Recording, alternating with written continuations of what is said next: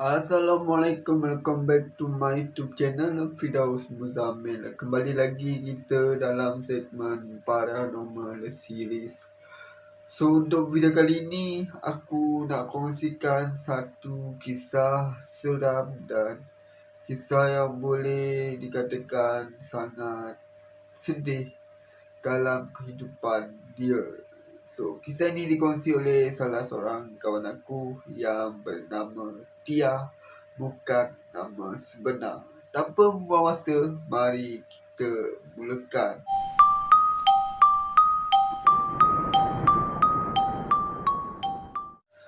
Kisah ini bermula apabila Tia meneruskan pelajaran di sebuah kolej. So, kolej tu aku tak nak sebut dia belajar dekat mana. Ketika tu tahun 2014, dia belajar dekat sebuah kolej. Aku ceritakan dulu latar belakang si family Tia ni. Family Tia ni mempunyai satu cerita yang agak unik, di mana semua ahli keluarga ataupun family member si keluarga Tia ni pernah disihir. So, bila bab-bab disihir ni, diorang memang tak ada experience lah dalam melalui fasa-fasa yang sebegini. Cerita yang aku nak ceritakan ini adalah kisah yang terjadi dalam kehidupan Tia. Dia sangat-sangat menyayat hati guys, dan sangat-sangat sedih. So korang stay tune sampai habis. Aku rasa video ni agak panjang, tetapi aku akan cuba kongsikan dekat korang, dan mungkin ini boleh menjadi pelajaran ataupun pengajaran buat korang. Dalam family Tia ni ada salah seorang daripada ahli family dia pandai berubat, pandai pandai merawat, seperti perawatan Islam. Contoh kalau ada orang yang kena sihir, kena bomoh, kena apa tu, dalam family dia ada yang boleh merawat benda tu, iaitu pakcik Tia. Pakcik kepada Tia ni tadi. Kisah ini terjadi ketika Tia ni belajar di sebuah kolej. Dan masa tu dia masih belajar. Ketika tu tahun 2014, dia belajar di sebuah kolej. Dan habis dari kolej tu, dia masuk ke sebuah lagi institusi pelajaran pada tahun 2015. Dan dia jumpalah seorang lelaki. Aku nak cerita dia punya perjalanan je dulu. So, diorang pun lah berkenalan. Hampir 2 tahun perkenalan diorang. Sangat-sangat mengejutkan. Diorang pun paksa putus disebabkan boyfriend Tia ni tadi suka pukul Tia. So pada awal percintaan mereka, pada awal perkenalan mereka, diorang ni totally happy. Memang sangat-sangat bahagia guys. So boleh dikatakan masa tu Tia kata dia adalah lelaki yang dia pilih. Dia adalah lelaki, the only one yang boleh jaga dia lah. Biasalah kalau kita dah rasa selesa dengan someone tu, kita mesti rasa dia adalah yang terbaik untuk kita. Dan dia dapati lelaki ni berkali-kali curang di belakang Tia, tapi disebabkan terlalu sayang, Tia bagi juga dia peluang untuk diberubah. Last Tia tak tahan disebabkan perangai barat dia, perangai yang kaki pukul dia. Masa last dia jumpa Tia, masa tu dekat kafe. Dan dia tampar Tia sampai bibir Tia berdarah. Dan masa tu dorang break. Dekat situ Tia dah mula tawar hati dengan apa yang berlaku. Tia decide untuk tidak lagi bercinta. Shit. Disebabkan kejadian tu, dia tak nak lagi buka hati untuk lelaki. Dia pun fokus dengan pelajaran dia. Sampailah dia jumpa seorang lelaki yang boleh dikatakan ada ciri-ciri yang dia nak lah. Seperti yang dia rasa masa tu, dia seorang lelaki yang baik, taat agama, dan boleh dikatakan bertanggungjawab. Lelaki ni nama dia Eri. Bekas kekasih Tia ni aku bagi nama dia Ali lah. Bukan nama sebenar, tapi itu adalah nama dalam cerita ni saja. lepas bertahun dia single tu, lelaki yang baru yang boleh dikatakan bertanggungjawab, tak ada agama tadi. So dia pun mula jatuh hati. Lepas setahun diorang bersama, diorang pun decide untuk bertunang.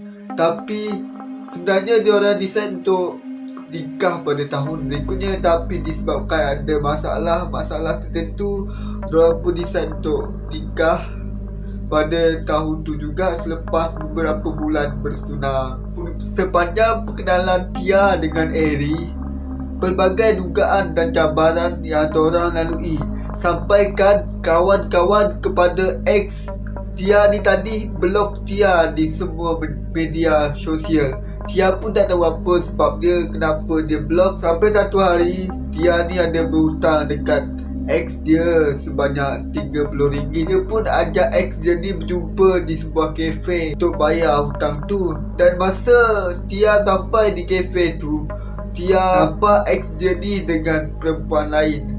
So masa tu Tia pun tanyalah, apa tu, awet baru awak ke? Disebabkan Tia ni jenis yang orang kata kepala masuk air. So dia pun pergi tanya perempuan tu, awak dengan dia dah lama ke? Macam tu kan.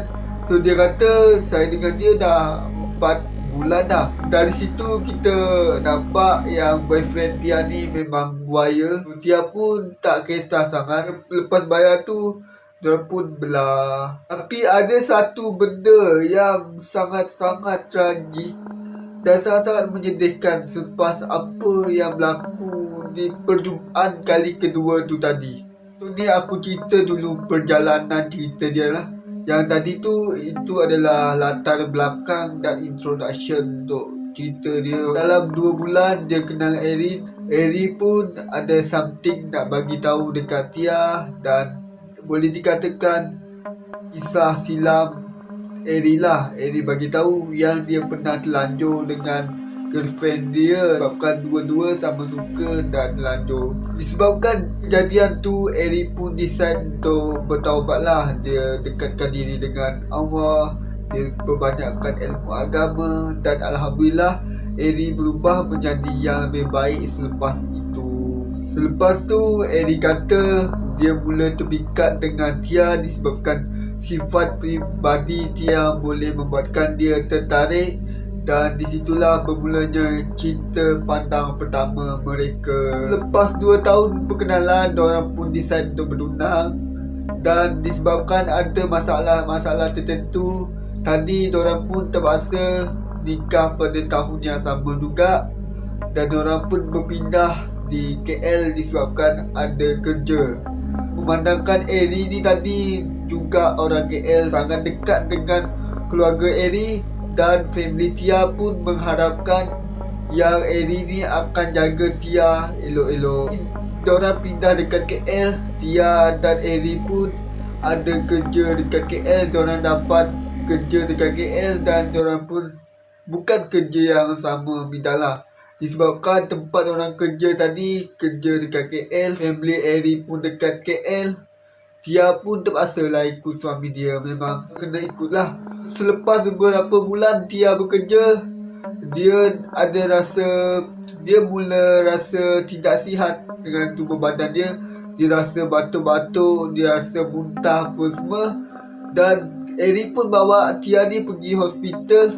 Dan bila cek-cek, doktor kata tak ada apa-apa penyakit, tak ada apa-apa alahan dan tak ada apa-apa yang berlaku pada diri Tia. So Tia pun pelik lah dengan apa yang terjadi tu kan. So Tia pun decide untuk call family dia dekat kampung dan bagi tahu apa sebenarnya terjadi dekat diri Tia masa dekat bandar tu. Sepanjang Tia melalui fasa-fasa kena serangan penyakit yang datang tanpa sebab tu, setiap malam Jumaat Tia akan merasa badan dia panas dan jantung dia akan berdebar-debar secara tiba-tiba. Sampaikan ada satu masa tu pada pukul 2 pagi dia kejut Eri lah. Dia kejut Eri dekat sebelah dia untuk bawa dia pergi hospital. Dan result dia pun sama juga. Doktor kata tak ada apa-apa yang berlaku dan penyakit yang dialami Tia tu tak dapat dikesan oleh doktor. Dan benda tu sangat-sangat mengejutkan dan memang tak ada jawapan. daripada doktor yang untuk mengesahkan penyakit tu. Satu hari tu dia balik kerja dan Eri datang ambil dia, dan dorang pun sampai ke kedai makan selepas maghrib. Selepas order dia makanan, dia pun rasa pening dan jantung dia berdebar-debar. Masa tu badan dia sangat-sangat lemah, dan Eri pun bawa dia pergi ke hospital. Sampaikan Eri guna kerusi roda untuk tolak dia daripada lobi parking tu sampai ke hospital lah, kecemasan. Dan bila cek-cek, doktor kata tak ada apa-apa penyakit yang menyebabkan serius. Tak ada apa-apa yang doktor boleh detect. So Tia pun rasa pelik lah. Badan dia lemah, jantung dia bergetar-getar, kepala dia pening. Ni doktor kata tak ada apa-apa yang berlaku, sedangkan masa tu Tia rasa macam nak mati. Tapi doktor kata tak ada apa-apa yang berlaku. Di situlah permulaan cerita di mana Tia ni kena sihir. Masa tu Tia tak fikir lain lah. Dia rasa dia nak mati je. Siapa je tak rasa macam tu. Kalau kau dah hari-hari sakit, kau hari-hari kena serang penyakit yang kau tak pernah tahu, mesti kau rasa macam tu. Sampaikan pada satu masa dia pun call family dia dekat kampung, dan family dia bagi tahu pada seorang ustaz ni, dan ustaz tu kata 90% dia ni kena sihir. So ustaz tu pun scan lah daripada jauh. Masa dia mengalami fasa-fasa tu, dia bermimpi benda-benda yang pelik, benda-benda yang mengerikan lah. Seperti dia kena belit dengan ular, kena batuk ular, kena kejar dengan ular. Semua benda berkaitan dengan ular. So dia pun pelik lah kenapa dia bermimpi macam tu. Dia ingatkan itu mimpi mainan tidur, tapi disebabkan mimpi tu adalah berpunca daripada kena sihir. Masa Tia ni jumpa dengan ustaz tu, Tia pun ceritalah apa yang sedang dia alami.